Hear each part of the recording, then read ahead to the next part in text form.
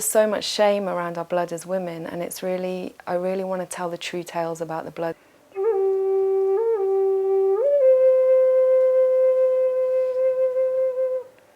It's my intention this evening to re-mystify the most misunderstood phenomena of a woman's body by telling the true tales about our blood. We've adapted or been taught how to be a woman in the world, and that isn't necessarily the whole picture. There's a missing piece. There's another voice of the feminine that's really asking and calling to be spoken at this time.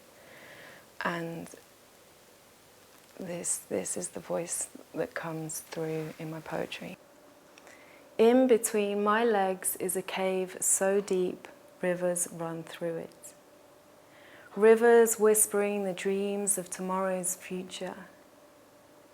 This cave knows no bounds. Only the cemented walls of the heart's imagination can keep this one locked in.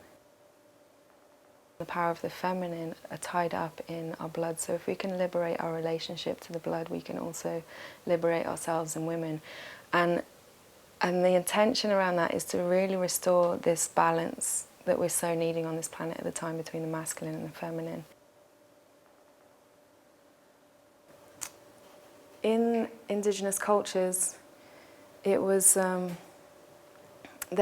tribes have this practice that when the women are menstruating, when they have their blood, they go off, they separate themselves from the chores of the village, and they go off and they sit together, if they're all bleeding together, in a hut on the side of the village, and they weave and they create art, and or they sit together and they tell stories, and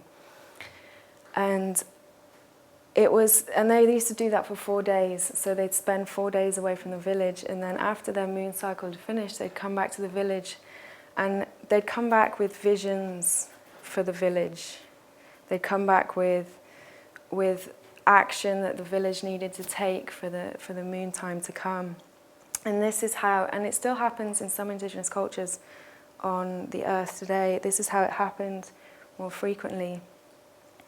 And so really the village, the whole community would be based, it would be the feminine guidance based on the vision of the moon, and then the masculine action.